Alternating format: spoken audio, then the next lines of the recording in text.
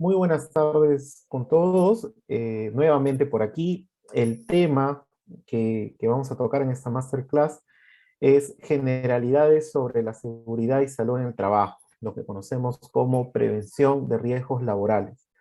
Eh, en ciencia cierta, este es el segundo módulo, hemos dictado ya una primera parte. Agradezco, como siempre, al Instituto Peruano Soma por la deferencia y la invitación, poder tenerme a mí frente a estos temas que muchas veces suelen ser complejos, pero que son de suma importancia para los que ingresamos al mundo de la prevención de riesgos laborales, la seguridad y salud en el trabajo. Bueno, sin más ni más, continuemos, los que ya me conocen y los que no. Soy Emilio López Ríos, ingeniero industrial de profesión, especialista en prevención de riesgos laborales e higiene ocupacional, con 10 años de experiencia en este rubro, así que de alguna manera sé de lo que estoy hablando, conozco mucho en el campo práctico y en la gestión también, y 5 años como expositor de este tipo de masterclass, talleres y capacitaciones.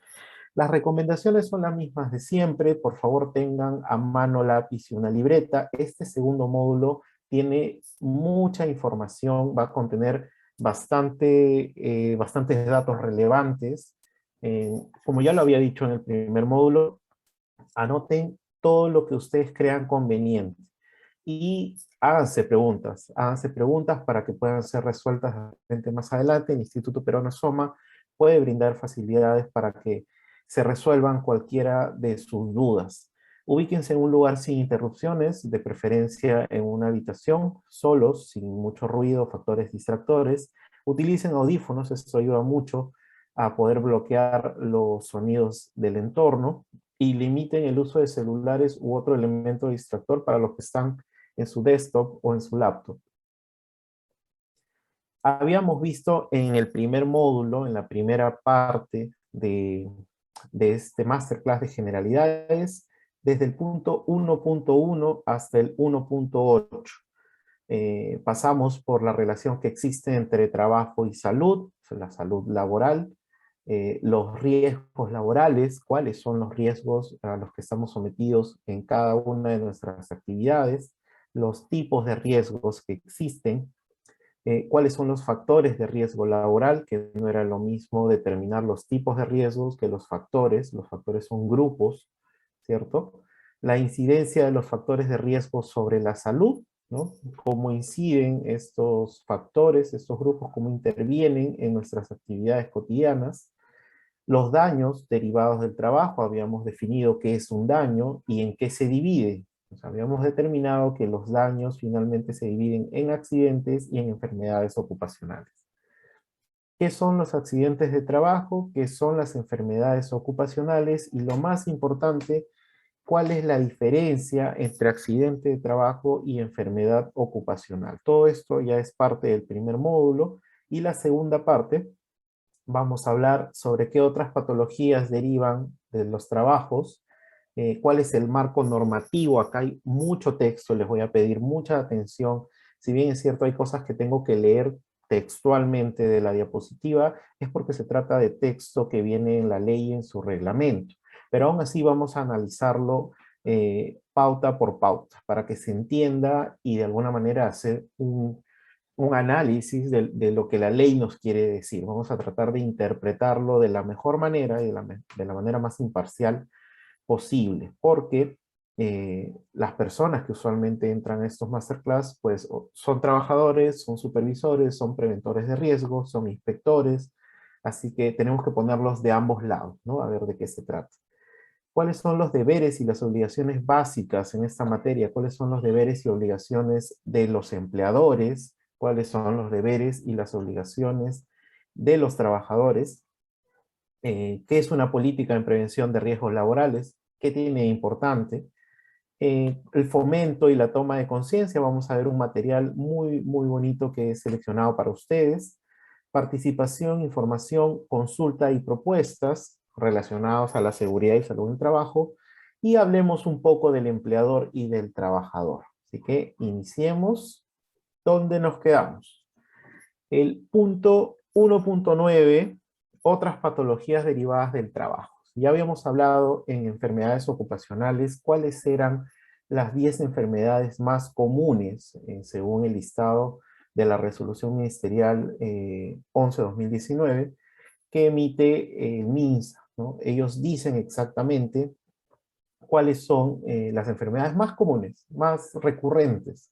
Eso estaba actualizado a julio de este año y decía pues que en primer lugar está la hipoacusia, el tema de la sordera. Estamos hablando de enfermedades ocupacionales que, según la definición en el primer módulo, es algo que se ve con el tiempo, ¿no? Y los accidentes se daban en un instante. Entonces, ¿qué otros riesgos existen en todas nuestras actividades? Para la salud se pueden englobar en un concepto que es dolencia profesional. ¿Qué quiero decir? ¿No? No ocasionan un daño para la salud de forma directa, es decir, no es un accidente, no es algo que es súbito, sino que originan efectos negativos en un momento determinado o a largo plazo. Les mencioné en el primer módulo la referencia de estas personas que trabajan en el centro del país, que están sometidos al plomo directamente. Inicialmente, digamos, en el primer, segundo o tercer mes de trabajo, no van a sentir probablemente ninguna molestia, ninguna dolencia, pero en el largo plazo, en el mediano o largo plazo, estas personas que tienen trabajando 1 año, 2 o hasta 5 años, pues se ha reducido considerablemente su tiempo de vida, ¿no? Estas dolencias profesionales es algo con lo que vas a vivir el resto de tu vida, es algo que ocasionado por el trabajo ya no hay vuelta atrás. La hipoacusia culmina finalmente en una sordera, ¿no? En algunos casos, sordera permanente que no puede ser ni siquiera ajustada con algunos elementos o equipos quiroprácticos, ¿no? Estas patologías que derivan del trabajo, muy aparte de las que ya conocemos, podemos encontrar el estrés laboral. El estrés básicamente es algo nuevo, relativamente nuevo. No se hablaba de estrés hasta hace 10 años por lo menos no como una patología, ¿no? No como una enfermedad, no como algo derivado del trabajo.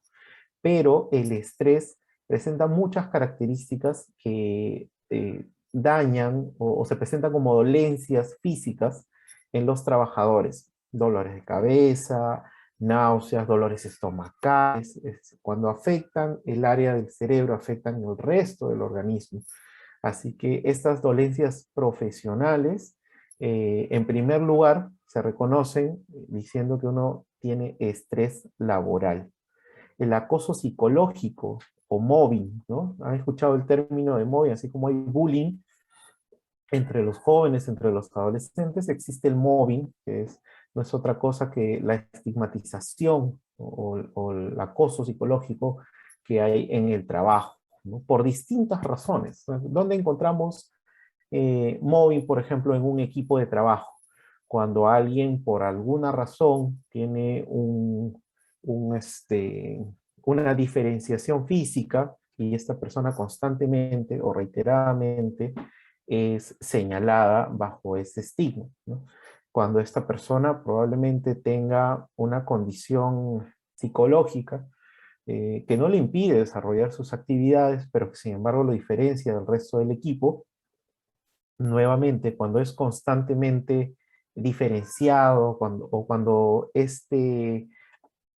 esta comunicación se vuelve ya un acoso, daña pues a las personas de manera psicológica, ¿no? La excesiva carga mental. Ayer hablamos mucho de las famosas agendas de trabajo. ¿Qué tenemos que hacer hoy? ¿Cuántas de las cosas que tenemos hoy las hemos culminado, ¿no? Si tengo 10 tareas pendientes para el día 22 de septiembre, ¿cuántas voy siendo las 5:43 de la tarde? ¿Cuántas he desarrollado? 5, ya voy en la 9, esta es la 10ª, ya va a acabar mi día. Entonces, cuando tenemos una excesiva carga mental por distintas razones o acumulamos tareas, es que entramos en una dolencia profesional. Todo esto tiene graves repercusiones, ya que no solo en el bienestar o en la propia salud del trabajador, sino en la calidad del trabajo. Volvamos al ejemplo de la agenda. Si tengo 10 tareas que realizar hoy, son las 5:44, yo trabajo hasta las 6, tengo 16 minutos. ¿Cuántas tareas voy? 8, 9, 5, ya voy en la última, y si voy en la última, ¿cuánto tiempo me falta para terminarla? ¿No?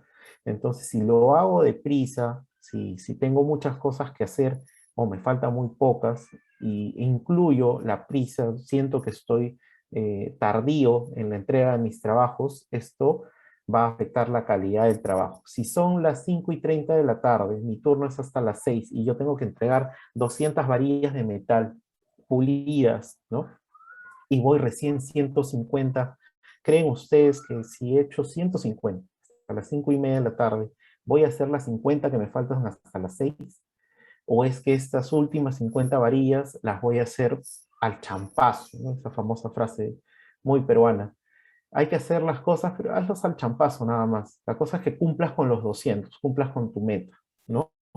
Si el día de hoy tienes pendiente de repente entregar 10 documentos, que son tus entregables, pero los últimos ligeramente son más fáciles de hacer porque ya tienes la información, lo entregas con o sin revisión previa.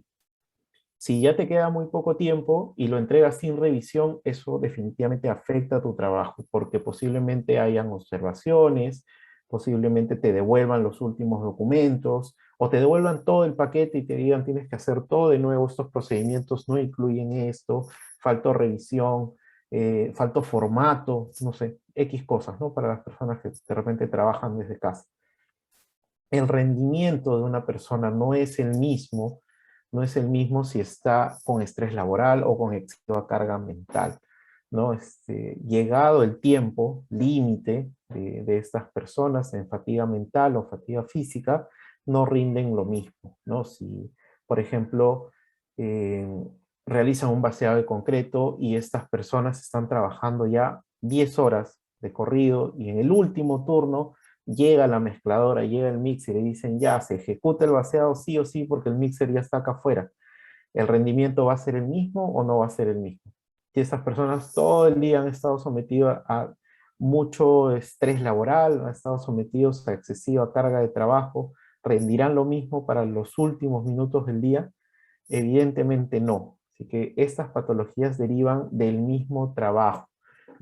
No suelen compararse con las enfermedades ocupacionales porque a largo plazo no establecen un criterio relevante, sino que es una dolencia profesional, ¿no? He ahí el término, es algo momentáneo, es algo que con un día de descanso posiblemente se pueda recuperar.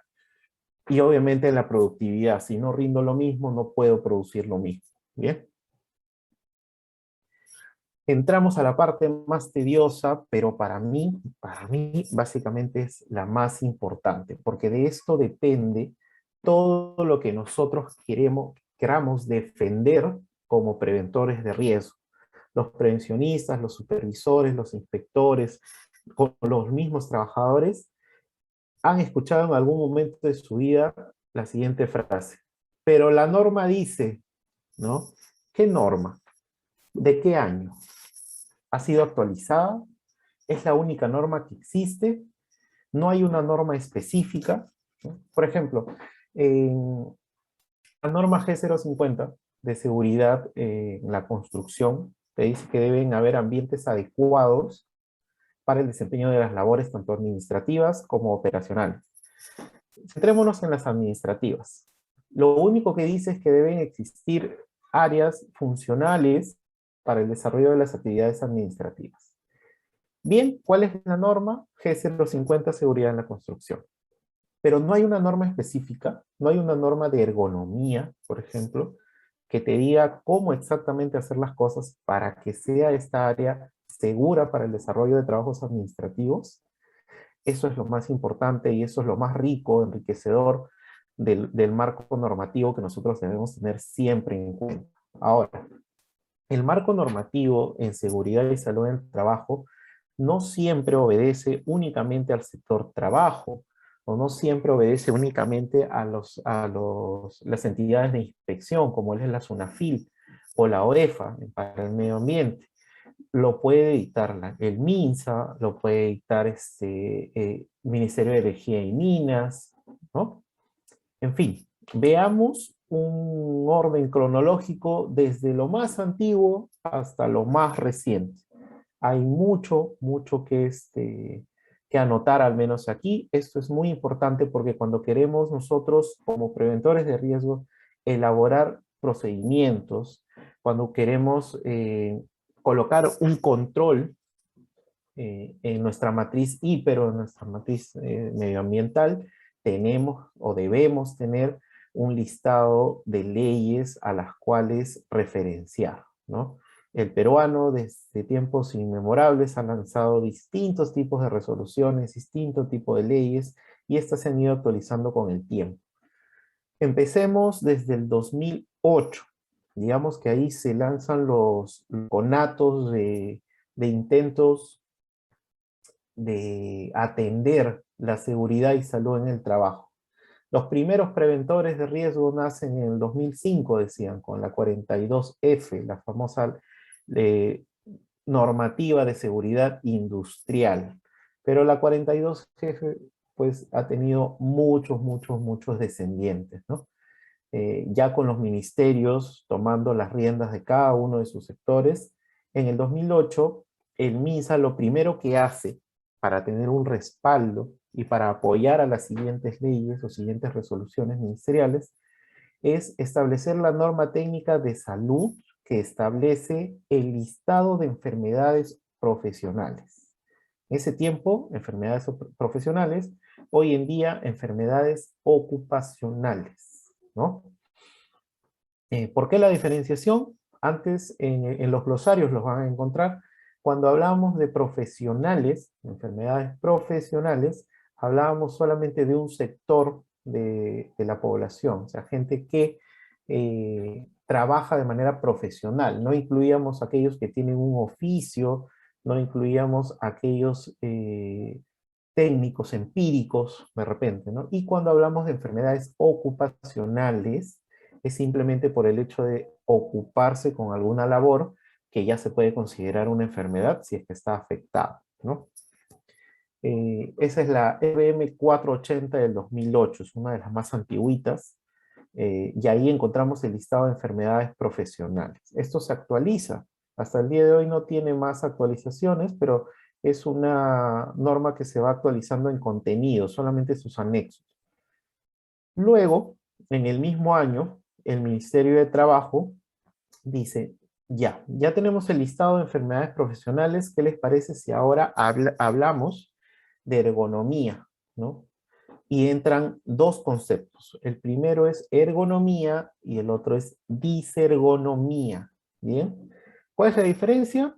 La ergonomía es la práctica, es la disciplina que estudia el entorno de trabajo y cómo se adapta el hombre a este entorno.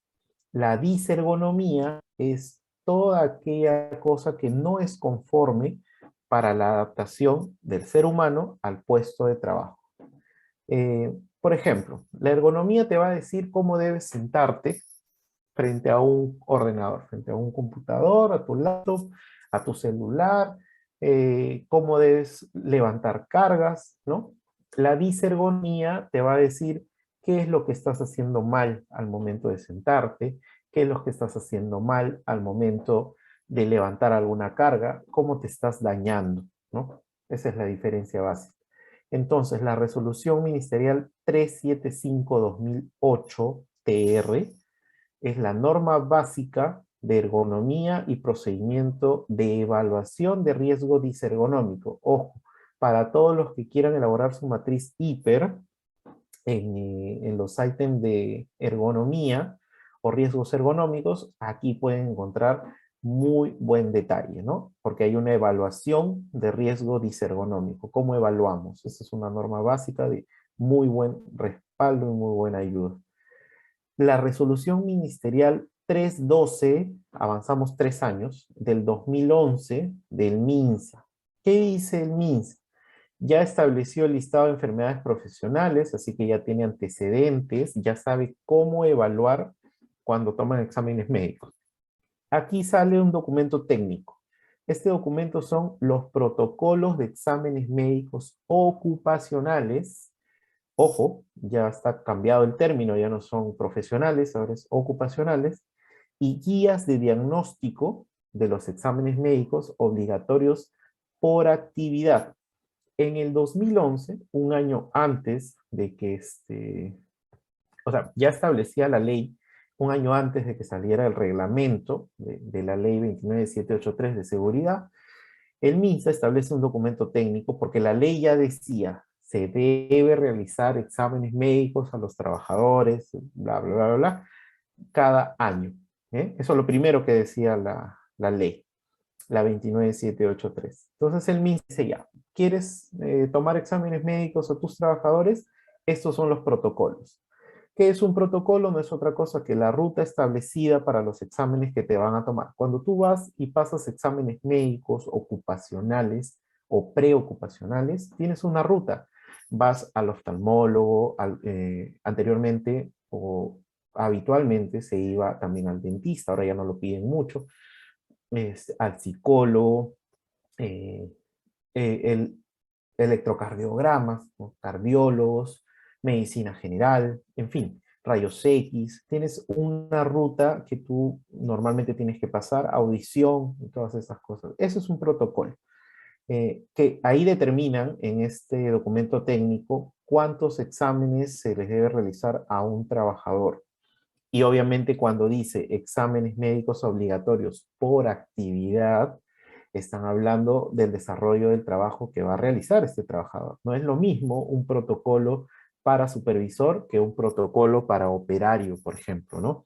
Los operarios son los que mueven la producción de una empresa.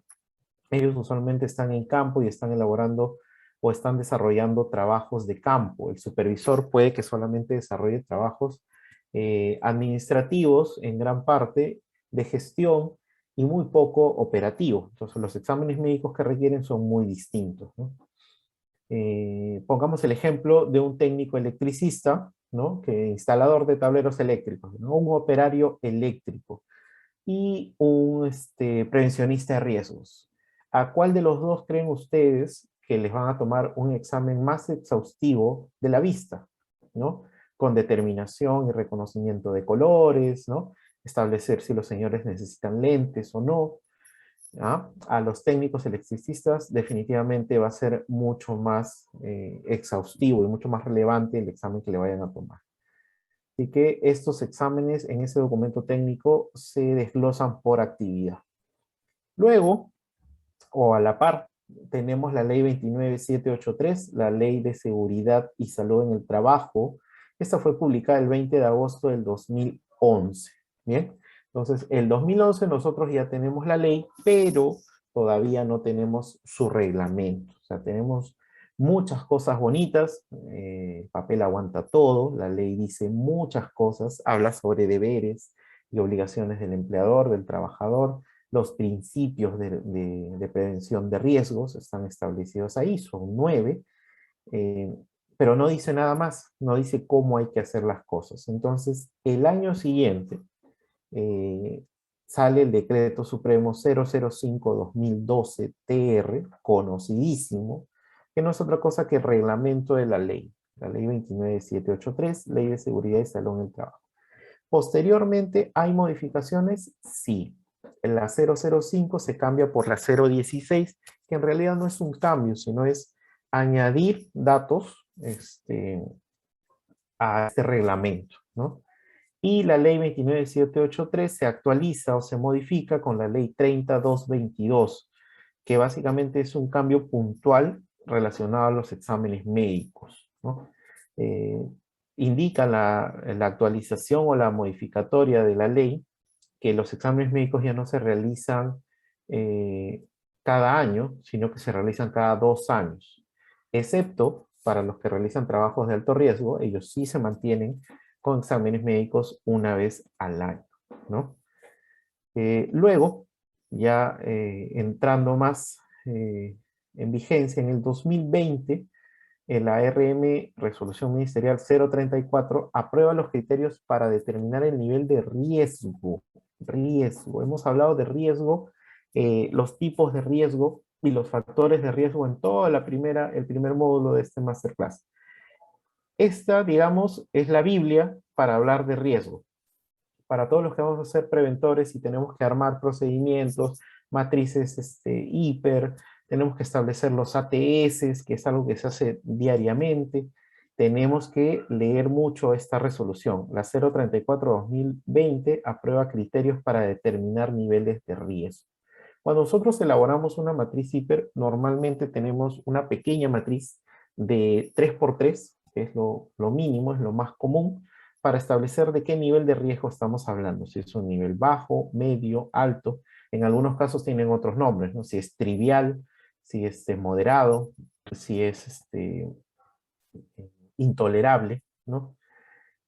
Aquí en esta resolución ustedes pueden entrar ese es el plaje para poder realizar una buena matriz hiper, ¿no? Y la graduación de la sanción de cierre temporal. Esto establece el Ministerio de Trabajo y aquí ya empezamos a hablar de sanciones, de cierres, de ordenanzas, ya relacionados a lo que todos conocemos y algunos tememos, la SUNAFIL. Y es lo que sucede posteriormente. Inmediatamente, regresemos aquí, inmediatamente hablan acerca de los grados de sanción y cierres temporales y nace la Superintendencia Nacional de Fiscalización Laboral.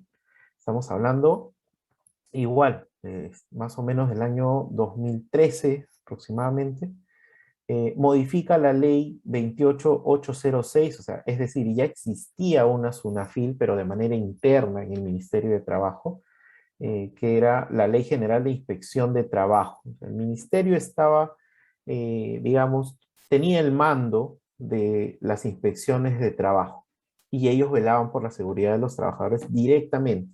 Pero el ministerio dijo, mucha chamba, creemos una superintendencia que se encargue exclusivamente de los derechos de los trabajadores. Y ellos ven, obviamente, no solamente el tema de seguridad, sino también el tema de legislación laboral, ¿no? Contratos, vigencias, sanciones. O sea, ellos son los entes encargados de colocar la sanción a cada uno de los empleadores que estén incumpliendo, ¿no?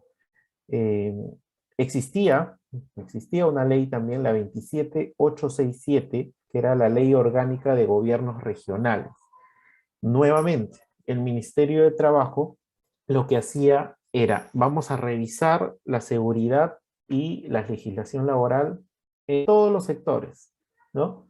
Pero en los gobiernos regionales, ellos lo van a manejar independientemente, cada uno. Entonces, en algún momento, en algún punto del tiempo, se estableció que no se estaba corroborando, no se estaba llevando a cabo correctamente la ley de seguridad. Se crea la SUNAFIL con la ley 29981 que reemplaza a estas dos, ¿no? Tanto a la Ley General de Inspección, que la absorbe, la asume, y a la Ley Orgánica de Gobiernos Regionales, que simplemente la deroga. No existe más esa ley y nos quedamos con la SUNAFIL, que son los que regulan todo lo relacionado a legislación laboral y a seguridad y salud en el trabajo. ¿Qué tenemos luego? En el 2013, la RM050, y esto es excelente. Por fin, todo el mundo tenía la ley, tenía el reglamento y decía, bien, vamos a elaborar mi sistema de gestión, porque la ley te habla de sistemas de gestión, el reglamento también. Vamos a elaborar nuestros procedimientos, vamos a elaborar nuestros formatos, vamos a elaborar nuestro reglamento, nuestra matriz hiper, pero ¿cómo lo hago? Todo el mundo lo hacía según criterio profesional y personal. Muchos se apoyaban en los distintos formatos internacionales. La Comunidad Europea era la que más arrojaba formatos para nosotros poder copiarlos, ¿no? Y no existía, pues, los famosos formatos de minería que eran tan separados. Se usaba un solo formato para absolutamente todo. En el 2013, ya conociendo la ley y conociendo el reglamento, aprueban formatos referenciales. Por fin alguien dijo, ¿saben qué? Hay que uniformizar esto porque se está descontrolando. Cada vez que vamos a hacer una inspección, la empresa 1 tiene un formato con 10 columnas y 18 filas. La empresa 2 tiene un formato de una sola hoja. La empresa 3 ni siquiera tiene formatos. ¿Qué hacemos? Establezcamos formatos referenciales para que ellos tengan la información mínima que debe contener cada uno de los registros obligatorios de su sistema de gestión de seguridad y salud en el trabajo. La ley te dice que debes tener formatos y debes tener registros, pero no te dice cómo. Entonces se crea con esta resolución los formatos referenciales con contenido mínimo. Aquí obviamente salen muchos anexos, te dice qué debe contener tu matriz CIPER, te dice qué debe contener tus mapas de riesgo, qué debe contener tus ATS, qué debe contener tu plan, ¿no? Que si tienes o estableces un plan de seguridad, un plan anual, ¿qué debe contener? Tus programas, ¿qué deben contener? Y en caso de accidentes de trabajo, también te brindan los formatos mínimos de qué debe contener tu investigación, si ha sido un accidente, si ha sido un incidente, y nuevamente se toca el tema de enfermedades ocupacionales. Se establece por primera vez un documento referencial para establecer o para llevar un registro de trazabilidad en enfermedades ocupacionales. Luego, en el mismo año, en el 2013, la resolución ministerial 085 aprueba un sistema simplificado de registros, pero esta vez para MIPES. Entonces, la anterior resolución ministerial te dice, para todas las empresas, estos son tus formatos. Haz lo mínimo con este contenido. Ponle más si tú quieres, modifica algunos, pero necesito esta información. Entonces eran pues unas sábanas de repente de 5 hojas, ¿no? Con contenido muy susceptible, contenido sensible. Y las MIPES dijeron, oye, yo tengo solamente 2 personas trabajando conmigo, no necesito un formato tan grande. La resolución ministerial 085 dice, está bien, va a haber un sistema también para ustedes que obviamente va a ser simplificado. Para las empresas que tengan, que no sean MIPES, que sean de repente mediana o gran empresa, van a tener todo este legajo de documentos. Pero para las MIPES solamente esta pequeña cantidad. Ya estamos hablando de otros tipos de empresas. Antes se hablaba en general para todas las empresas. Luego, la ley 30.102 del mismo año, del 2013, dispone medidas preventivas contra los efectos nocivos para la salud por exposición prolongada a radiación solar. ¿Cuántos de nosotros, al elaborar una matriz hiper, al elaborar un ATS, un procedimiento, hemos colocado, ¿no? ¿Qué hemos colocado? En peligros, radiación solar, en riesgos, quemaduras, daños a la piel, y en controles, uso de bloqueador. Nada más.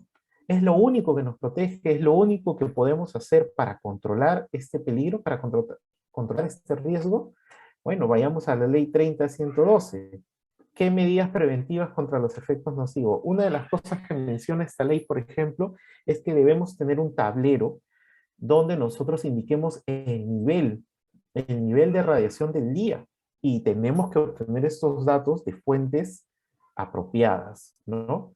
Frente del CENAMI, digamos, una capitanía en un puerto, ellos nos deben brindar estos datos, nosotros debemos buscarlo para poder colocar. ¿Qué otras cosas? ¿Será suficiente con que usemos bloqueador solar de algún tipo en especial? Esta ley nos dice que debemos encontrar el mejor factor de protección de acuerdo a los niveles de radiación establecidos. Y así, esta ley toma bastante vigor en este año y hasta la actualidad, porque es el único referente que nos habla acerca de la exposición prolongada a radiación solar. No hay más. Si ustedes quieren ver qué tipo de niveles de radiación podemos tolerar y qué EPPs podemos utilizar, esta es la ley y el dato adecuado. El mismo año, un decreto supremo, el 014-2013 TR, TR es trabajo, anuncia o dispone el reglamento del registro de auditores autorizados para la evaluación periódica de los sistemas de gestión de seguridad y salud en el trabajo.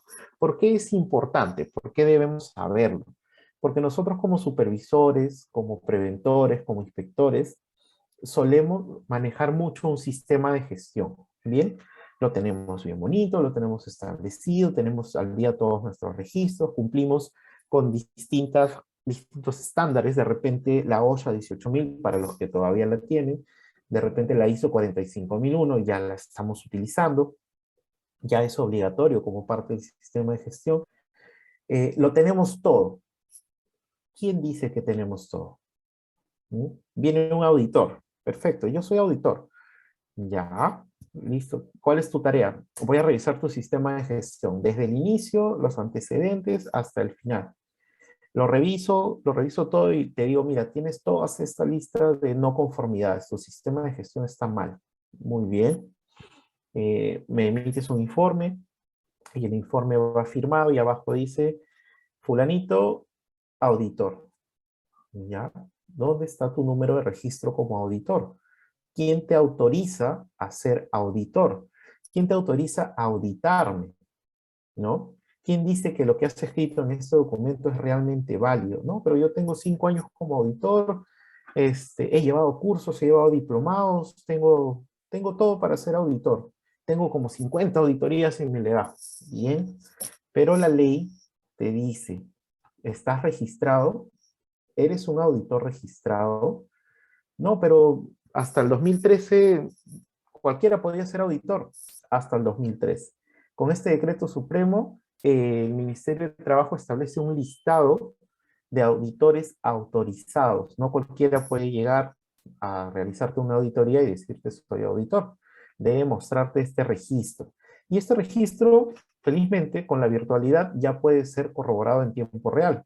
Ingresas a la página del Ministerio de Trabajo, colocas en búsqueda auditores autorizados y te sale un link para que tú ingreses el número de registro y te valide que efectivamente ese auditor está registrado y tiene las competencias para poder realizar una auditoría interna o externa a tu centro de trabajo.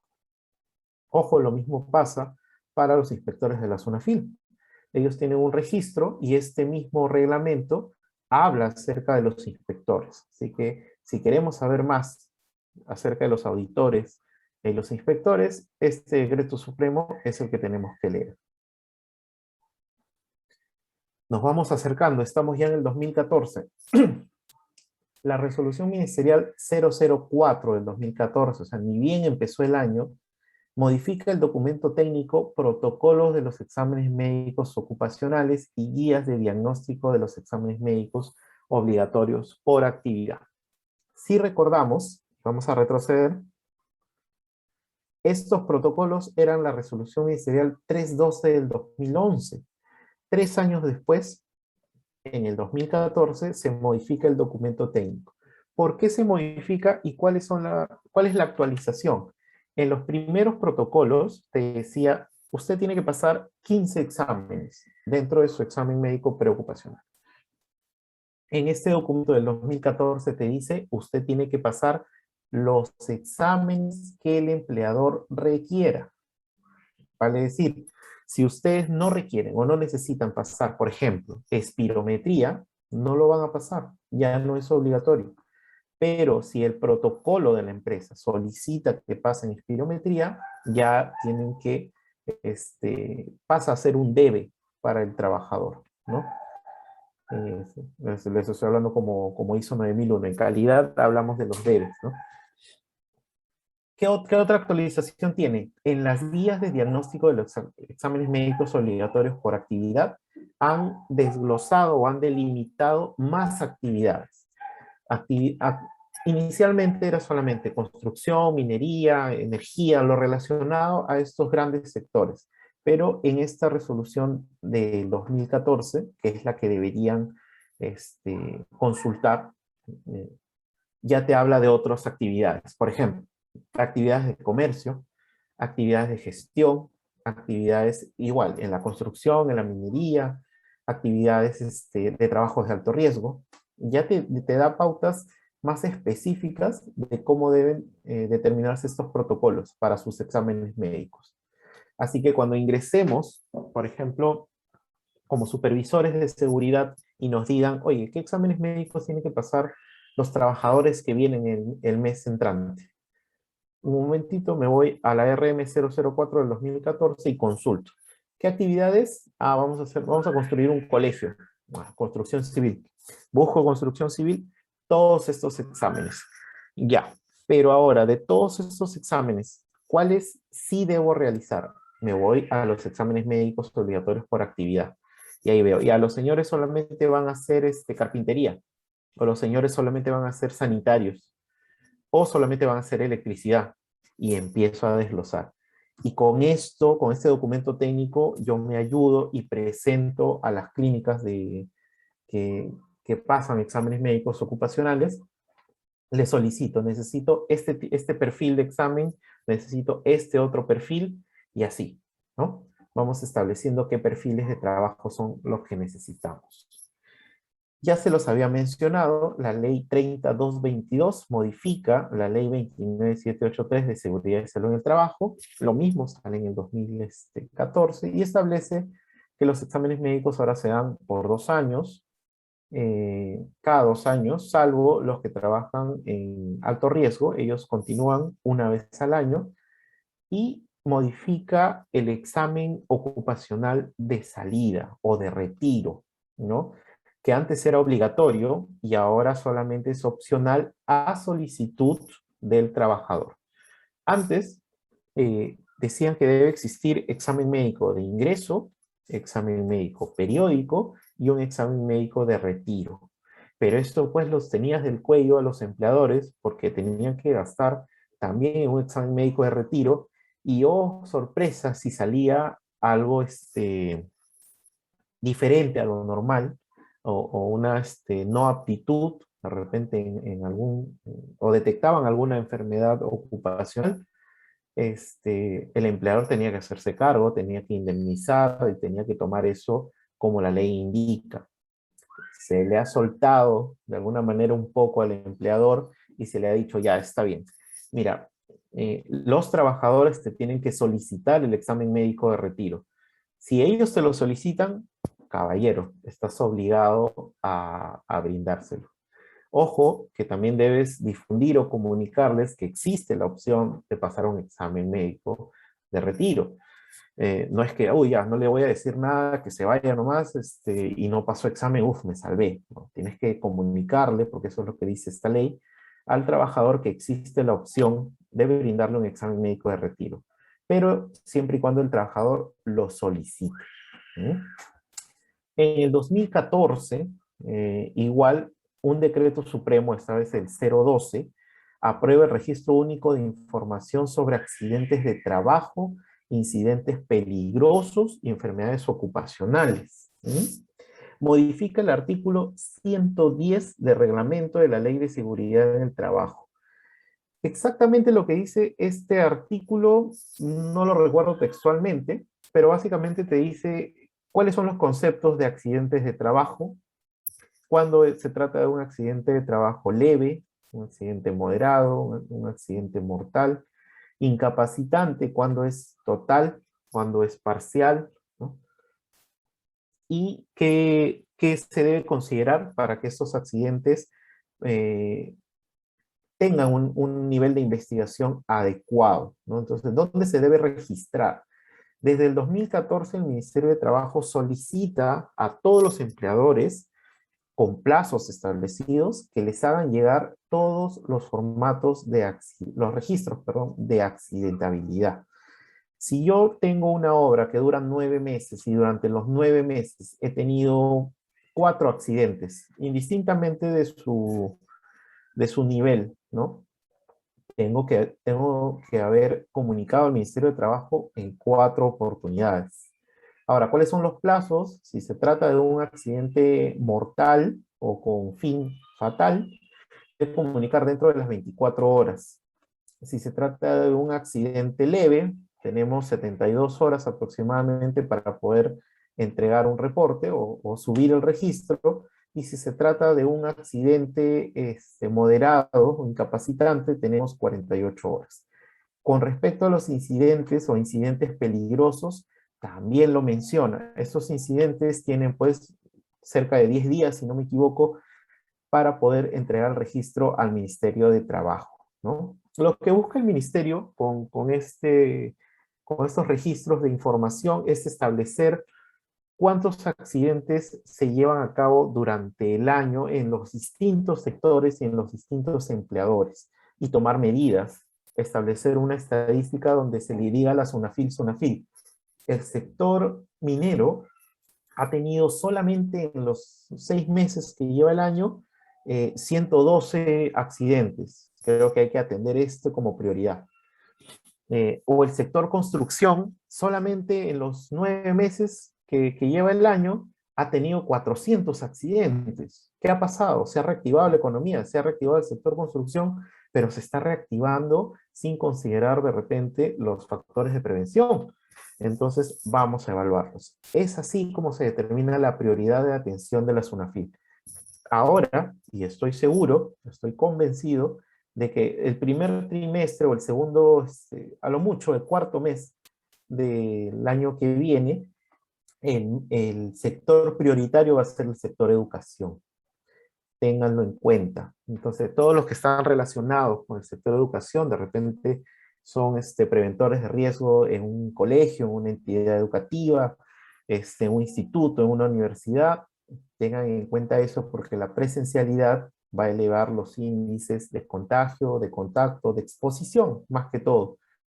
Y probablemente esto se deba reportar, no probablemente, se debe reportar al Ministerio de Trabajo.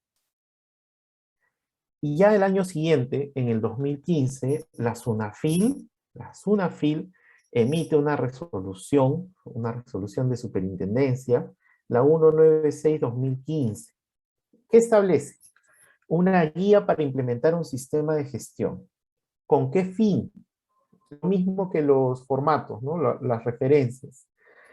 Se creó la SUNAFIL, vamos a inspeccionar. La SUNAFIL sale con todos sus inspectores, sus auditores, y llegan a los centros de trabajo. Y les pide, muéstrame por favor su sistema de gestión de seguridad y salud en el trabajo. Y el empleador o el empleador promedio, que le muestre ¿qué? Su sistema de gestión de seguridad y salud en el trabajo.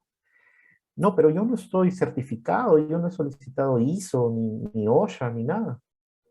Está bien, pero usted debe tener un sistema de gestión. A ver, ¿cómo cuidas a tus trabajadores? Llega el inspector y encuentra, a ver, ¿quién es el responsable de seguridad? ¿Quién es el preventor de riesgos? ¿Quién es el supervisor de seguridad aquí, en esta empresa? ¿Ya? Yo, Emilio López. A ver, señor, ¿usted tiene un sistema de gestión en su empresa? No, no sé qué es un sistema de gestión. ¿Cómo maneja la prevención? Yo tengo un cuadrito en un Excel donde anoto cada vez que hay un incidente o un accidente. Hay formatos para eso. No, desconocía, señor inspector. Ya. ¿Quiénes son los miembros de su comité? ¿De mi qué? De su comité, señor. Usted tiene un comité, hay un grupo de personas, sabe lo que es un comité, cuándo es paritario, quiénes son los miembros representantes del trabajador, representantes del empleador, cada cuánto tiempo se reúnen. No, señor, nos reunimos cada vez que pasa un accidente, nada más. Ustedes no cuentan con sistema. Bueno, señor, es que ninguna ley y ninguna normativa me dice que debo tener un sistema de gestión obligatorio. Yo puedo llevar mis registros de la mejor manera posible y como profesional, yo lo entiendo así. Bueno, tiene razón. Regresamos.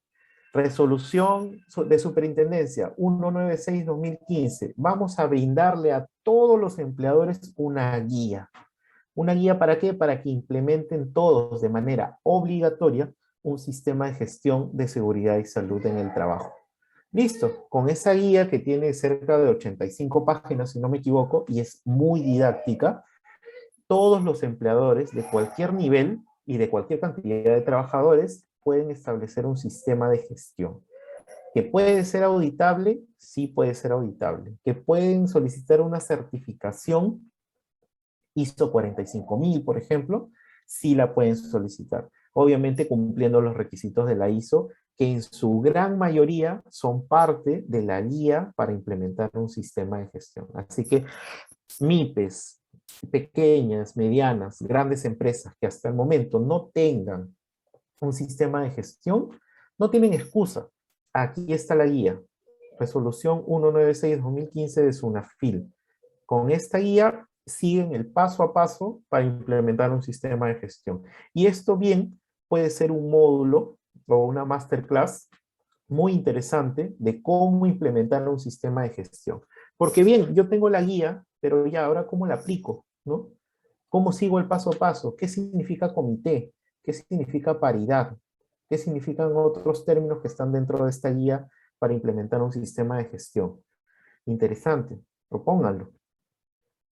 En el Decreto Supremo 002 del 2017, también en el Ministerio de Trabajo, se establece el reglamento del sistema de inspección del trabajo. ¿Y esto con referencia a qué? Se creó la SUNAFIL, se creó los documentos de cómo deben estos señores o cuándo deben inspeccionar, ¿no? Se crea una guía para el sistema de gestión, pero no había un procedimiento para que estos señores realicen sus inspecciones. O sea, ellos podían venir en cualquier momento, a cualquier hora, tocarte la puerta, decirte que les abras, porque ese es uno de sus funciones, eh, simplemente ingresar y revisar todo y decir, todo está mal, te cierro tu obra, paga tu multa, si no, no regresas, y toma estas medidas. El empleador pues se veía sorprendido, se encontraba contra la pared y simplemente tenía que decir, está bien señor inspector, tiene razón, pero un momentito. ¿Cuándo ustedes van a tener un procedimiento? ¿Esta es la manera correcta de realizar una inspección? ¿Están ustedes yendo en contra de la ley? Entonces muchos empleadores simplemente cerraban todo, cosa que sucede hasta ahora, lo vemos en las noticias cuando llega la SUNAFIL a una galería, por ejemplo.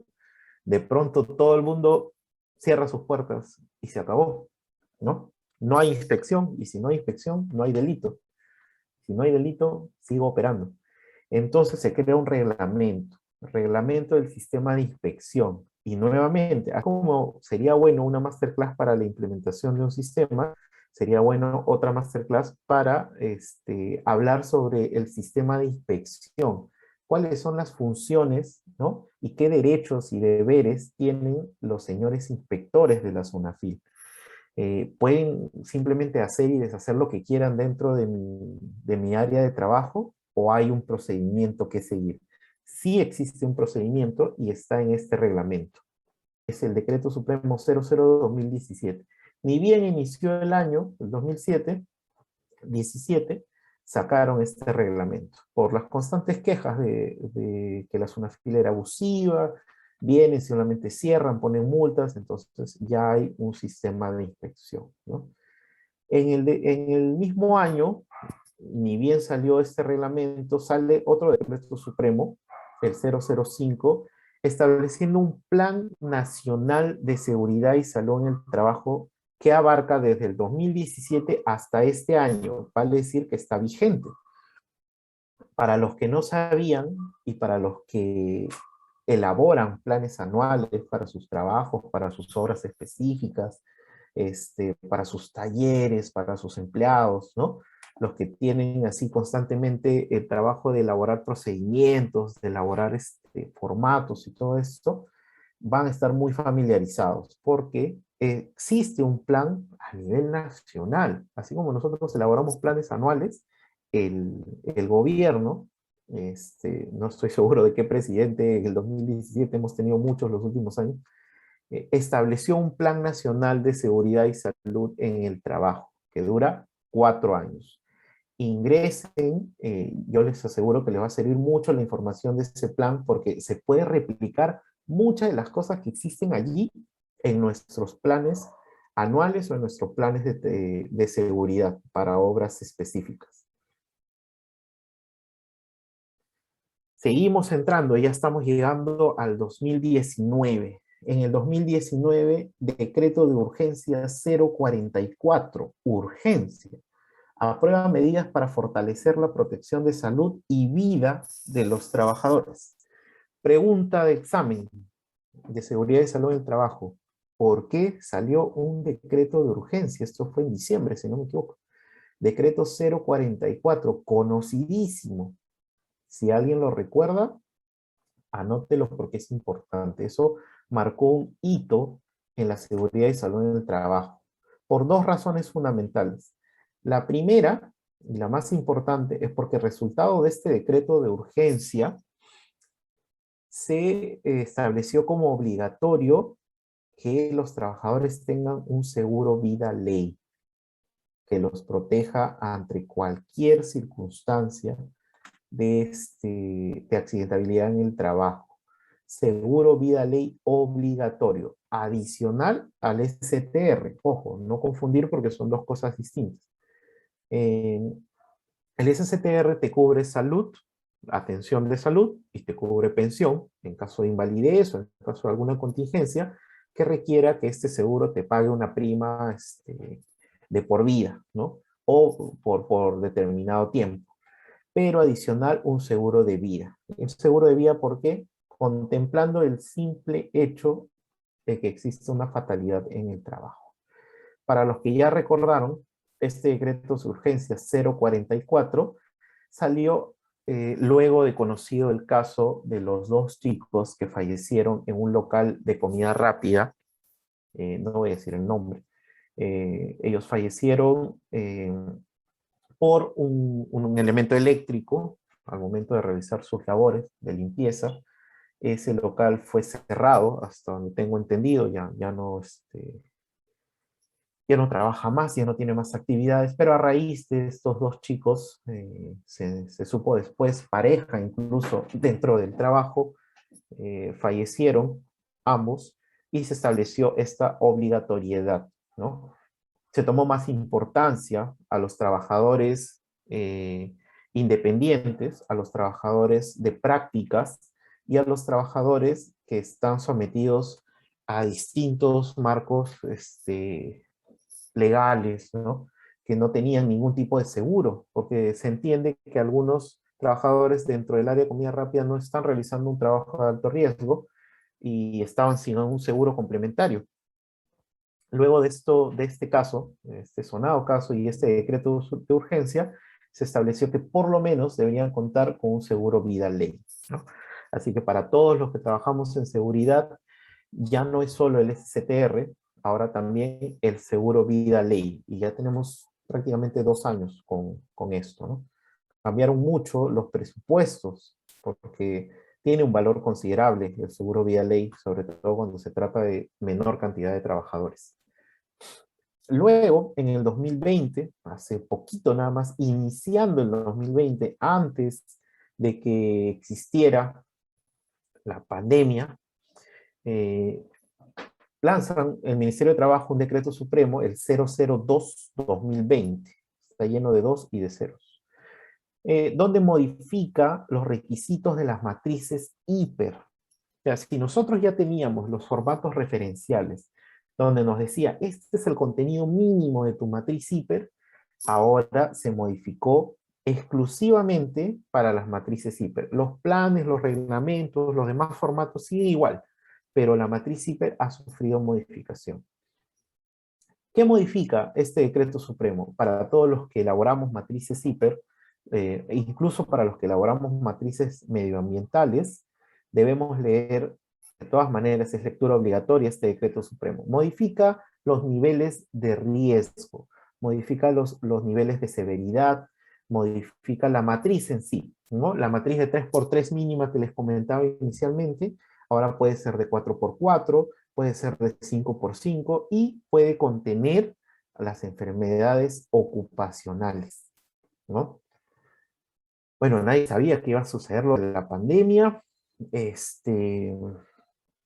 nadie sabía exactamente qué iba a pasar luego, así que esta ARM, la 34-2020, ya la mencioné antes, pero este era su lugar, ahí hubo un pequeño lapsus.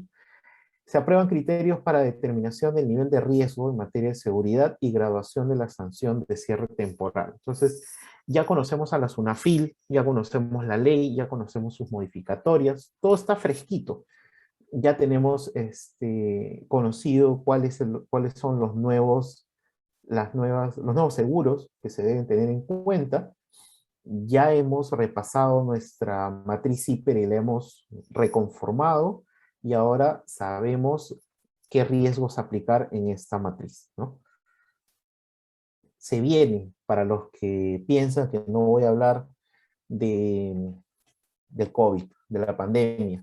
La resolución ministerial 972-2020 es la última actualización de un documento técnico que ya tuvo dos antecedentes, la famosa 448 y la famosa 278, o 279, si no me equivoco, pero es la primera que salió, la resolución ministerial del MINSA, donde te dice, estos son los lineamientos para vigilancia, prevención y control de salud de los trabajadores. La inicial, la 279, si no me equivoco, decía lineamientos para vigilancia, prevención y control al COVID. Nada más. La 448 decía lineamientos para la vigilancia, prevención y control. Incluye ahora el término salud de los trabajadores con riesgo de contagio de COVID. Luego, cuando ya se entendió cuál era el origen, cuál era el virus, cuál era la cepa, digamos, el nombre técnico, establecen esta nueva resolución ministerial, la 972, que es la última, con el documento técnico con el nombre ya más optimizado. Lineamientos para la vigilancia, prevención y control de la salud de los trabajadores con riesgos de exposición a SARS-CoV-2. Porque entendemos que el COVID está mutando, entendemos que el COVID evoluciona, así que el origen de este virus técnicamente es el SARS-CoV-2, ¿no? El COVID-19 es una especie de variante solamente, no es un nombre técnico. Entonces, estos lineamientos ya utilizan el término técnico, que es el término más adecuado para referirse a este riesgo biológico. Y lo último, lo más fresquito en seguridad, calientito, aunque ha sido a inicios de este año, en enero más o menos, sale el Decreto Supremo 001-2021 del Ministerio de Trabajo. ¿Y qué nos dice? Modifica muchos artículos del reglamento de la Ley 29783, ¿no? Aprobado por Decreto 005 y sus modificatorios. ¿Pero qué modifica? ¿Qué diversos artículos modifica? Todo lo relacionado a las funciones del comité. Para los que ya han llevado masterclass conmigo antes, ya hemos hablado acerca de los planes del comité, de sus funciones, de los sistemas de gestión y la importancia que tienen estos comités en el desarrollo de los trabajos, ¿no? ¿Cuáles son sus funciones? Entre muchas de las que tienen, aprobar los planes, realizar inspecciones, pero en este decreto supremo modifica muchas de las funciones del comité. Lo relaciona con la coyuntura, que tiene que ver con el tema del SARS-CoV-2, lo relaciona con los exámenes médicos ocupacionales, lo relaciona también con la posibilidad de que exista o se amplíe el tiempo de vigencia de este comité. En fin, tienen que leerlo, es lo más actual en seguridad y salud en el trabajo y les va a ayudar mucho porque para los que ya tenemos un comité establecido, se puede realizar una nueva reunión e indicarlo en el acta correspondiente que ya se conoce este decreto supremo y que el comité ha entendido cuáles son sus nuevas funciones o hasta dónde es ahora su alcance. Bien, ahora pasemos a lo que es mucha lectura, es muy tedioso y les pido por favor mucha paciencia. Hablemos de los deberes y obligaciones básicos en esta materia, de dos entidades o de dos entes, los empleadores y los trabajadores. Iniciemos con lo que realmente más nos importa, ¿no? El empleador, ¿cuáles son las responsabilidades que tiene el empleador dentro del sistema de gestión de seguridad y salud en el trabajo? Porque algunos dirán, no, es más importante los deberes del trabajador. Se van a dar cuenta que con lo que establece el empleador es resultado nada más todos los deberes y obligaciones de los trabajadores. Empecemos entonces. La ley 29783 en su artículo 35 dice: responsabilidades del empleador dentro del sistema de gestión. Y lo menciona de esta manera: para mejorar el conocimiento sobre seguridad y salud en el trabajo, el empleador debe, primero, Entregar a cada trabajador una copia de reglamento interno de seguridad y salud en el trabajo. Ojo, el RIST, no el RIT, no el reglamento interno de trabajo, sino el reglamento interno de seguridad y salud en el trabajo. Ojo con eso. Realizar no menos de 4 capacitaciones al año en materia de seguridad y salud en el trabajo, las famosas 4 capacitaciones mínimas al año.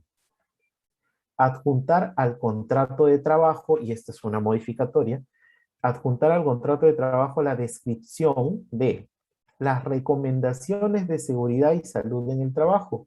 Para los que llevaron conmigo la masterclass sobre ATS, hablamos sobre las recomendaciones de seguridad y que estas deben estar establecidas en el contrato.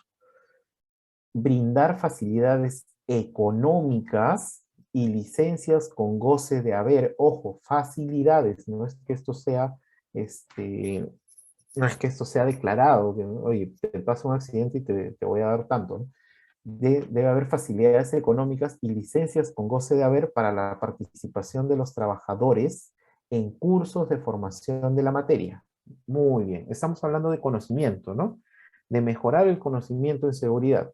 ¿Qué quiere decir esta responsabilidad? Responsabilidad del empleador. Que ellos pueden gestionar de repente ¿cuál es el término?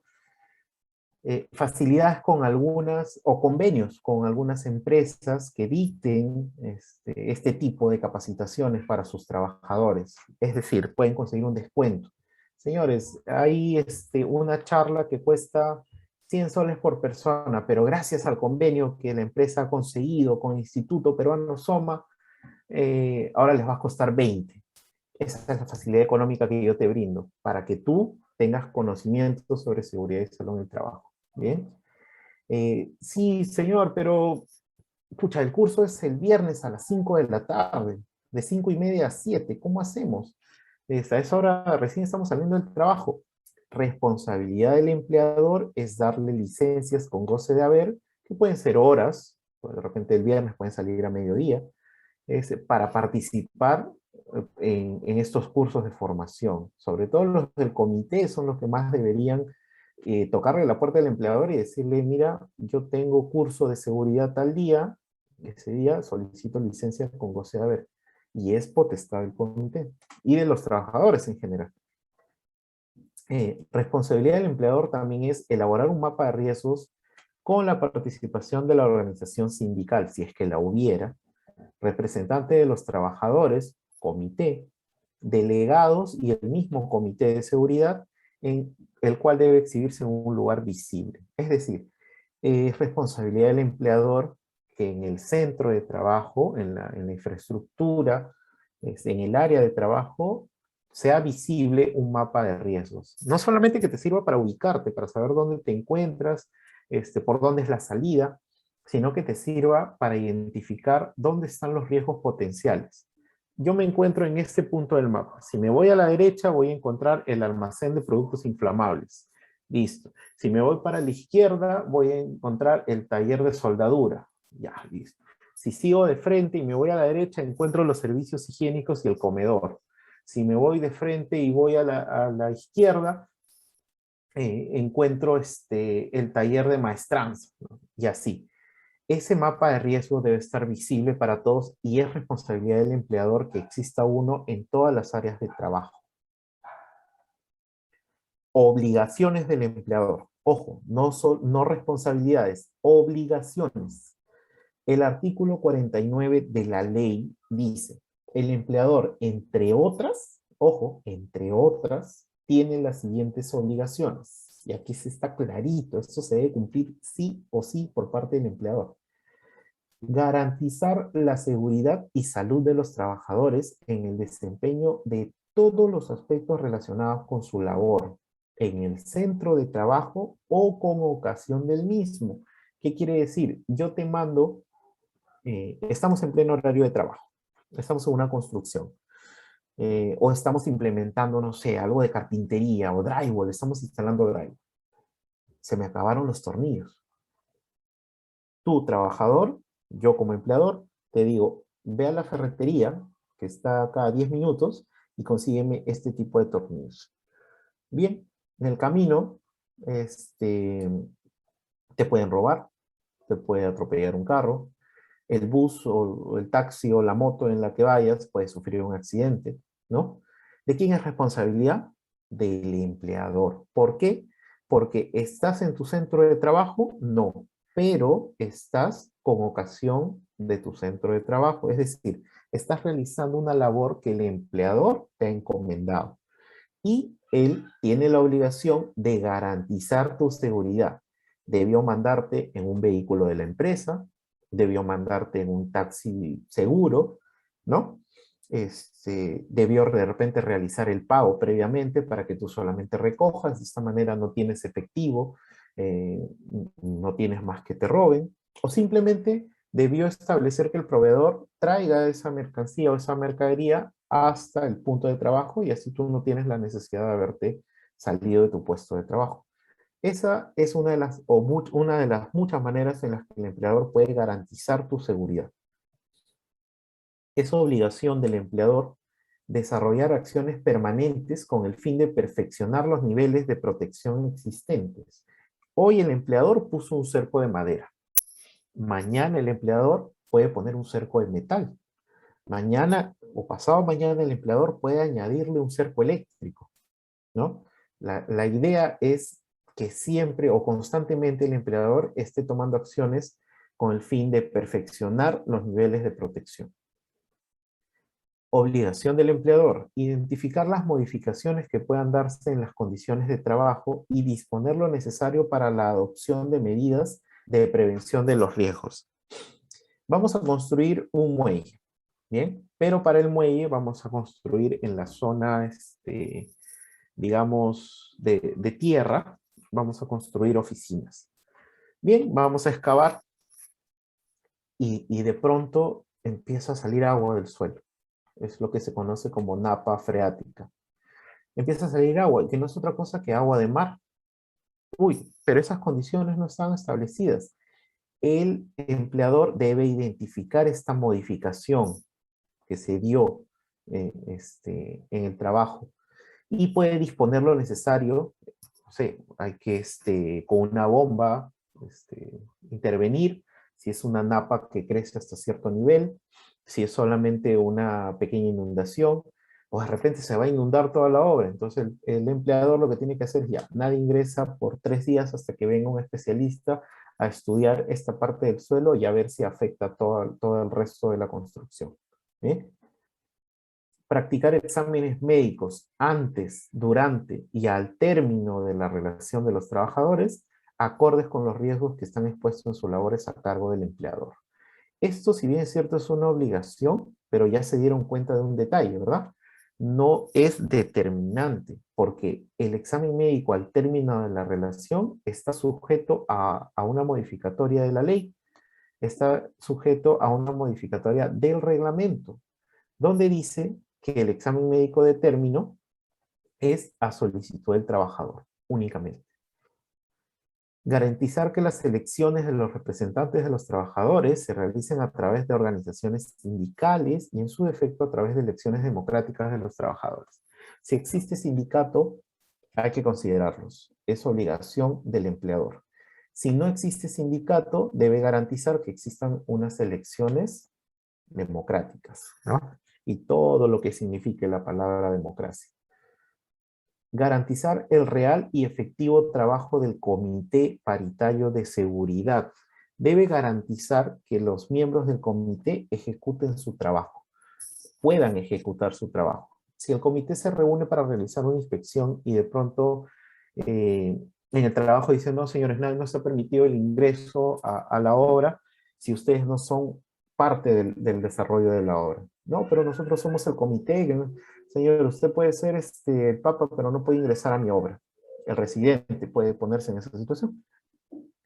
El empleador debe garantizar, es decir, debe haber una comunicación previa, debe establecer un protocolo y comunicar, por si acaso el día de hoy, el comité perdón, se va a acercar a la obra tal, a la hora tal, y va a realizar una inspección.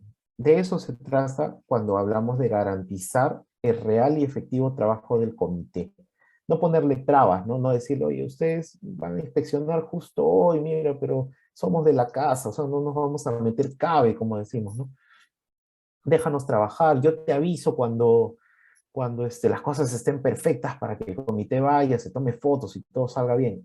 No, no funciona de esa manera. El comité tiene la libertad de realizar inspecciones inopinadas cuando lo crea conveniente y el empleador debe garantizar que no haya obstrucción. Debe garantizar oportuna y apropiadamente capacitación y entrenamiento en temas de seguridad en el centro y puesto de trabajo o la función específica, como se señala a continuación. Al momento de contratarlo, cualquiera sea la modalidad o duración, ustedes dirán, pero cuando me contratan, a mí nadie me capacita en seguridad. Y las inducciones de hombre nuevo, ¿no? Y la difusión de las recomendaciones de seguridad en tu contrato, las has leído, y la entrega de reglamento interno de seguridad y salud en el trabajo, tú firmas una hoja donde indicas que has recibido el reglamento, pero lo has leído. Al momento de la contratación, te entregan estos documentos. Y eso es la oportuna y apropiada capacitación y entrenamiento de seguridad que te están dando al inicio. Durante el desempeño de la labor, las charlas diarias, las charlas de fines de semana, las charlas mensuales, si es que lo hubiera, las capacitaciones mínimas, ¿no? Las 4 mínimas al año, cuando se produzcan cambios en la función o puesto de trabajo o en la tecnología. Señores, a partir de hoy no vamos a trabajar más con mascarillas de media cara, con filtro. Vamos a trabajar con mascarilla completa, con filtro. ¿Es o no es un cambio en la tecnología de trabajo? Sí, bacán. Me van a entregar ahora una protección mejor, pero no me han dicho cómo me lo debo poner, no me han dicho qué limpieza o mantenimiento le debo dar, no me han dicho con qué tipos de filtros voy a usar esto, o si debo ponerme algo, o si me va a afectar el ajuste a la cara, me va a deformar, no me han dicho nada. Entonces, el empleador debe garantizar que cuando se produzcan este tipo de cambios, se debe dar una capacitación y un entrenamiento adecuado para cualquier cambio, no solamente en la tecnología de los equipos que usamos, sino también en la función. Por ejemplo, están promoviendo a alguien de ayudante a auxiliar o a operario. Hay un cambio en las funciones de estos trabajadores. El empleador está obligado a capacitarlo, ¿no? Para asegurarse, obviamente, de que su producción y su rendimiento ahora sea mucho mejor. Artículo 50 de la ley. Medidas de prevención facultadas al empleador. Esto en conjunto son deberes y obligaciones, una mezcla de los dos. El empleador aplica las siguientes medidas de prevención en los riesgos laborales. Gestiona los riesgos, sin excepción, eliminándolos de su origen y aplicando sistemas de control a aquellos que no se puedan eliminar. Consulta.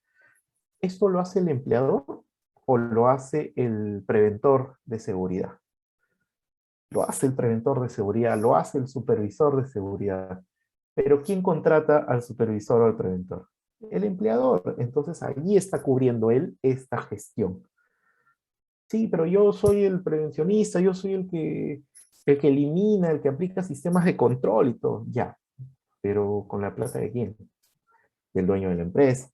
¿Con los recursos de quién? Del empleador. ¿Con la autorización de quién? Del empleador, ¿cierto? Bien, esa es la manera en la que el empleador gestiona los riesgos, colocando un supervisor de seguridad para que vea todo lo relacionado. El diseño de los puestos de trabajo, ambientes de trabajo, selección de equipos y métodos de trabajo. Todos deben estar orientados a garantizar la salud del trabajador. ¿El empleador diseña los puestos de trabajo o lo hace recursos humanos? Ojo, sin desmerecer a las MIPES o a las pequeñas empresas o a las EIRL que a veces tienen una o dos personas nada más trabajando y haciendo todo, ¿no? No cuenta con un área específica de recursos humanos, pero siempre hay alguien que diseña los puestos de trabajo, ¿no? Alguien distinto. Hasta una consultora externa puede ser, ¿no? Con eso cubre el empleador esta medida de prevención. Eliminar situaciones y agentes peligrosos en el centro de trabajo, ¿no? Y si no fuera posible, sustituirlas por otras que entrañen menor peligro. Eso nuevamente, ¿lo hace el empleador o lo hace el preventor de seguridad? El preventor, por supuesto, pero ¿quién lo contrata? El empleador. Integrar los planes y programas de prevención de riesgos laborales a los nuevos conocimientos de las ciencias, tecnologías, medio ambiente, organización del trabajo y evaluación de desempeño en base a condiciones de trabajo. Sí, el preventor y el supervisor es quien realiza todo esto. Pero, ¿quién lo contrata? El empleador. Mantener políticas de protección colectiva e individual. Aquí sí tiene que trabajar más que todo en conjunto. O sea, en realidad acá trabaja coordinando con todos, ¿no? Pero aquí sí debe intervenir mucho. Porque las políticas, que son los compromisos, ¿no? O las intenciones, deben ser de protección colectiva e individual acordes al core del trabajo, ¿no? Acorde a lo que van a realizar realmente. ¿Y quién conoce eso mejor que nadie? El empleador, porque es dueño de su negocio, ¿no? Capacitar y entrenar anticipada y debidamente a los trabajadores, ¿sí?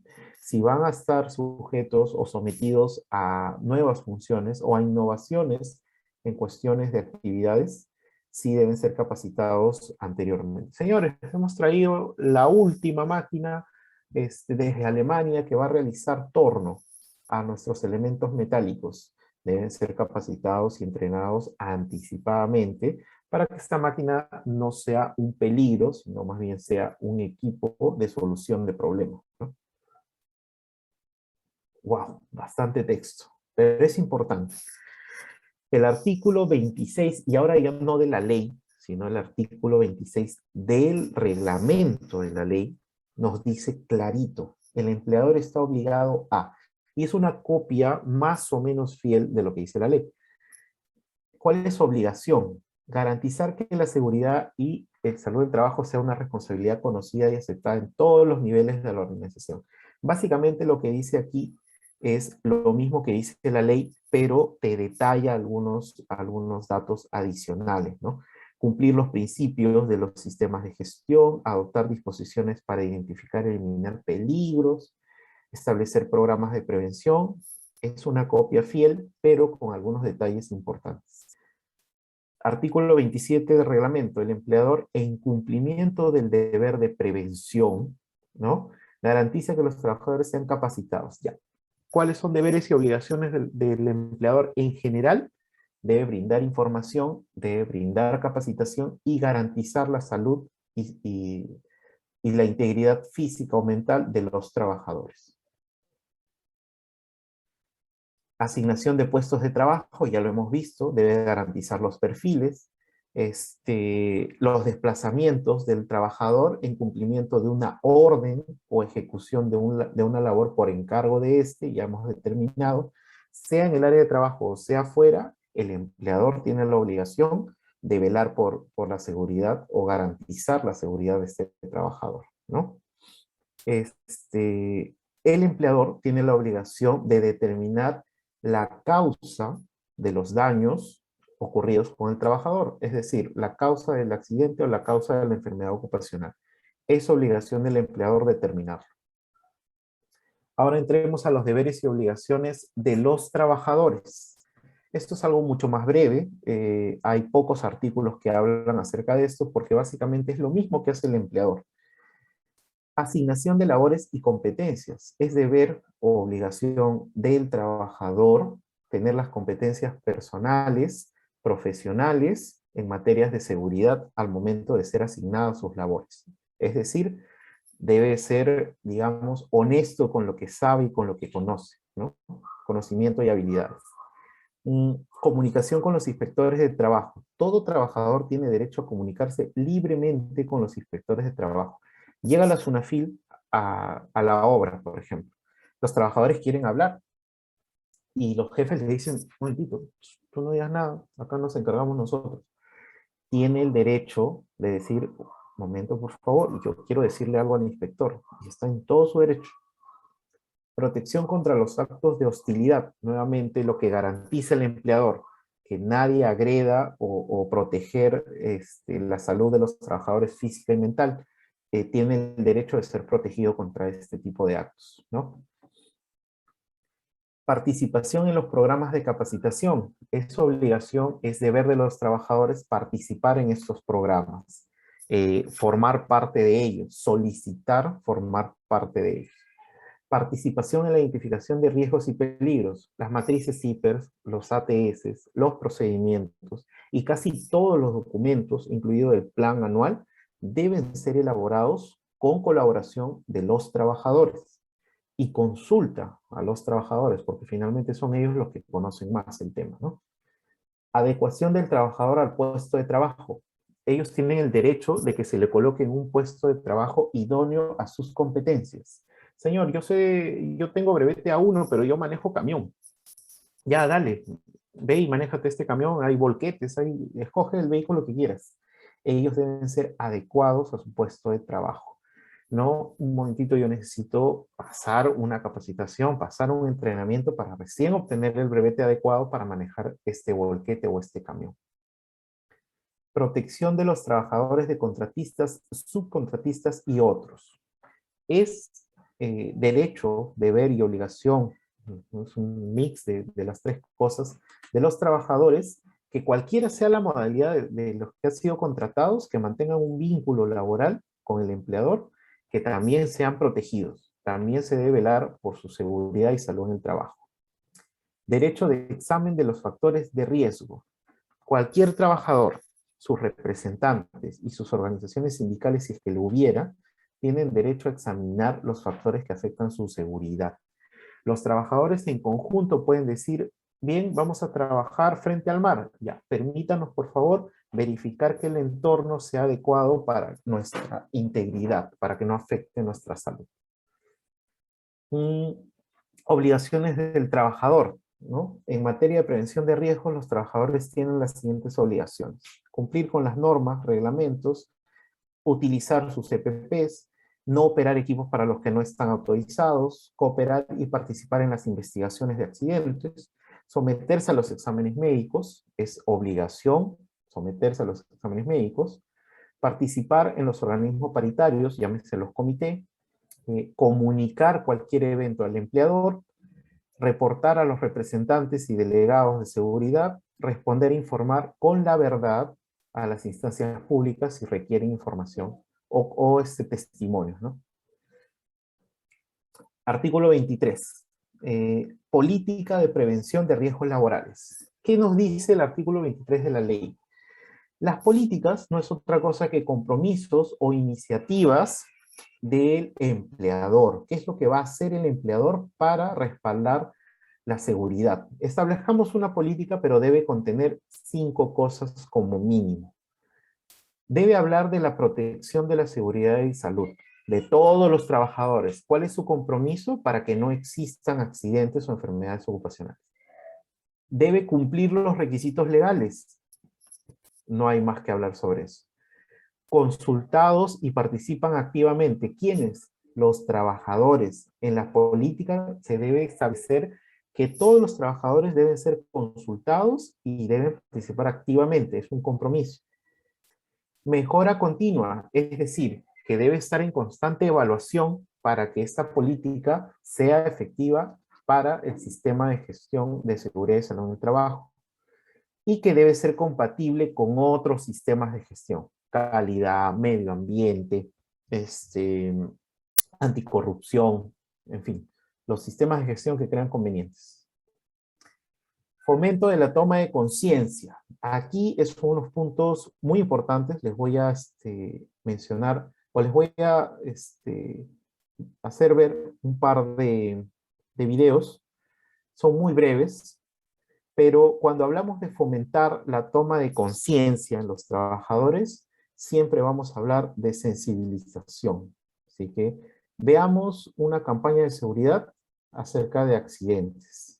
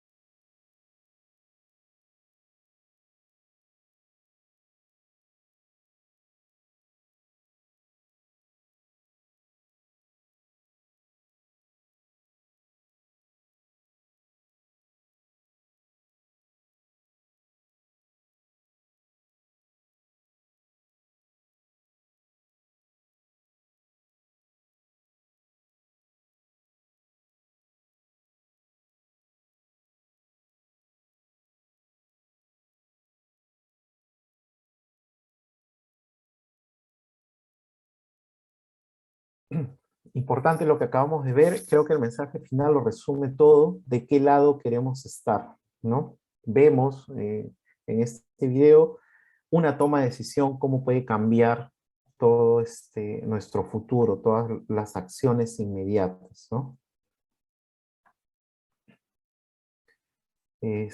Veamos este video también, son 12 reglas básicas de seguridad. Acá vamos a tomarnos unos 5 minutos por lo menos.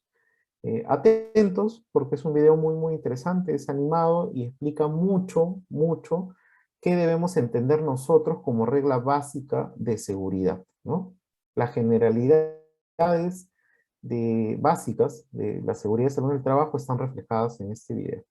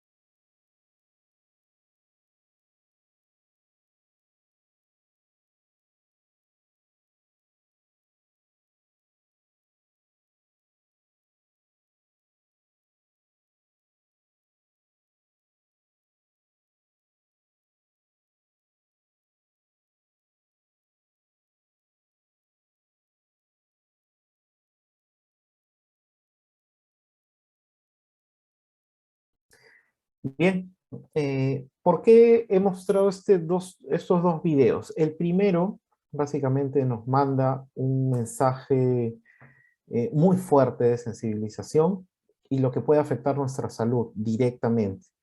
Y el segundo es una serie de reglas o normas que nosotros podemos establecer para tener seguridad en el área de trabajo. El fomento de la toma de conciencia no solo pasa por hacerte ver videos donde alguien pierde un brazo, donde alguien entra en coma o pierde a su familia, ¿no? O salen familias llorando. Esa es una parte de la sensibilización. La segunda parte, y en realidad la más importante, es mostrarte cómo debes hacer las cosas antes de que sucedan este tipo de contingencias. Cuando hablamos de participación, información y propuestas, estamos hablando de la comunicación que existe entre el empleador y los trabajadores. Participen, que se informen y que haya propuestas en las charlas de inicio de jornada, las que se llaman o las conocemos como charlas de 5 minutos. Yo les prefiero llamar charlas de inicio de jornada porque no deben durar siempre 5 minutos, pueden durar un poco más. El mensaje siempre debe ser claro. Una capacitación y entrenamiento. Siempre digo lo mismo y menciono lo mismo en todas las masterclass porque siempre me toca hablar de esto. No es suficiente y no basta con capacitar al trabajador. También debe ser entrenado. La teoría siempre tiene que estar acompañada de cierta práctica, según sea pues el caso, ¿no? Difusión y comunicación de innovaciones en seguridad. Si llega algo nuevo, algo que nos va a proteger, esto debe ser difundido y comunicado. Pregunta de examen. Diferencia entre difusión y comunicación. Eso es algo que me acabo de enterar, eso es algo que acabo de estudiar. La difusión es de un solo canal. El empleador puede cumplir con enviar un correo masivo a todo el mundo diciendo existe una nueva política. Pero la comunicación se encarga de que exista una respuesta. Es de dos vías. El empleador comunica a todos los involucrados de una novedad, de una innovación, y ellos deben responder indicando la conformidad, ¿no? O brindando sus apreciaciones. Y cualquier otro tipo de participación en los comités, en las reuniones, en las inspecciones, cuando hay fiscalización. Así que la participación está en manos de todos y cada uno de nosotros. Preguntas básicas, porque ya hemos hablado de las obligaciones del empleador y las obligaciones de los trabajadores. El empleador, y necesito que ustedes respondan internamente estas preguntas. ¿Quién es tu empleador? ¿Cuántos empleadores tienes? ¿Conoces a tu empleador? ¿Conoces a tus empleadores? Para los que trabajan en consorcios, ¿no? Que hay más de 2 empresas involucradas. ¿Conocen a todos sus empleadores? Sí, mi empleador es el que me hizo firmar el contrato. ¿Estás seguro? ¿O estás trabajando para un service? ¿Mm? ¿Cuántas veces has conversado con tu empleador? Y este es un mensaje a todos los que somos empleadores. Comuníquense con sus trabajadores. Intercambien opiniones, intercambien información. Es importante conocer a los líderes de sus empresas. Soliciten reuniones con ellos, ¿no? Y si ustedes tienen una oportunidad de mejora, comuníquenla, comuníquenla. ¿Tienen algo pendiente? Eso creo que es una pregunta más difícil, ¿no? ¿Qué pendiente podría tener? No, el empleador me dijo que me iba a entregar mi EPP, pero no me lo ha entregado. Tienen algo pendiente. El empleador me dijo que me iba a promover, que si yo llegaba a mi meta este año, el próximo año iba a ser ascendido. ¿Tienen algo pendiente? Convérsenlo. Las mismas preguntas para el trabajador. Ustedes, como trabajadores, ¿conocen a sus compañeros de trabajo? ¿Saben quiénes son? ¿Conocen sus nombres? Y una pregunta que les suelo hacer a algunos compañeros, ¿no? ¿Conocen sus apellidos? ¿Por qué puede ser importante? Mañana uno de sus compañeros o ustedes sufre un accidente, ¿no? Y alguien viene inmediatamente y dice, señor, necesito los datos del trabajador. Por lo menos necesito un nombre y un apellido y su edad. ¿Mm? ¿Conoce usted los datos de sus compañeros de trabajo? Por lo menos un nombre y un apellido. ¿Saben qué edad tienen? ¿Saben qué les gusta hacer? ¿A qué se dedican? ¿No? saben qué cosas los perturba, ¿no?, en el trabajo o fuera de él, conocen a todos. A veces es difícil, ¿no? Porque yo trabajo en campo, no conozco al gerente de recursos humanos, no conozco al gerente de operaciones, yo solo conozco a mi residente y a todos mis compañeros, pero no los conozco a todos. ¿Puedo conocerlos? Sí, es posible, una reunión de confraternidad, digamos. ¿Cuántas veces has conversado con ellos? No necesariamente con todos, pero con los compañeros más comunes, con los que tienes al lado. ¿Cuántas veces has conversado con ellos? Y si has conversado con ellos, ¿de qué has conversado con ellos? ¿Sabes tú cuál es su inquietud con respecto a la seguridad? De repente uno de ellos está esperando a gritos que alguien le pregunte qué necesitas para sentirte seguro. ¿Mm?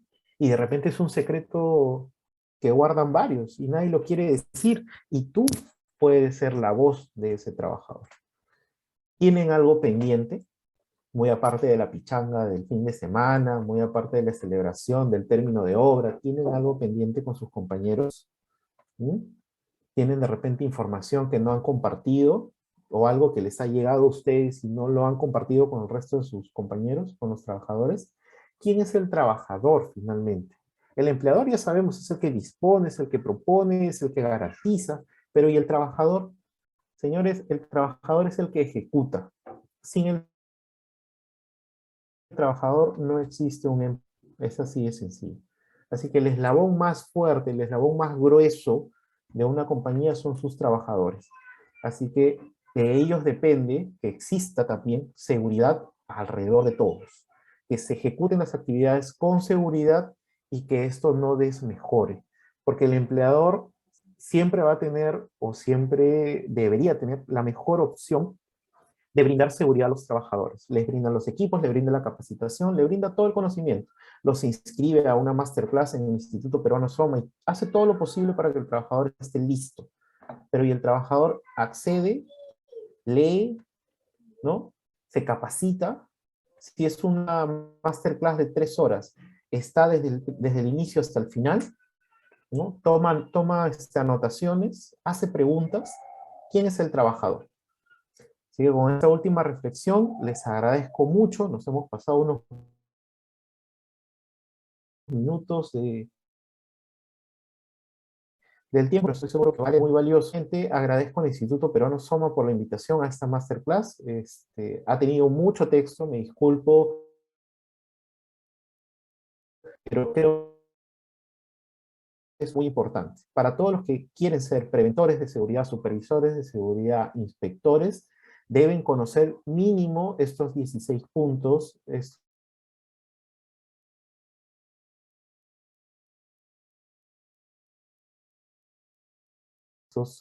todos esos puntos que en la próxima masterclass soliciten los temas que ustedes deseen, que con gusto se van a elaborar. Gracias.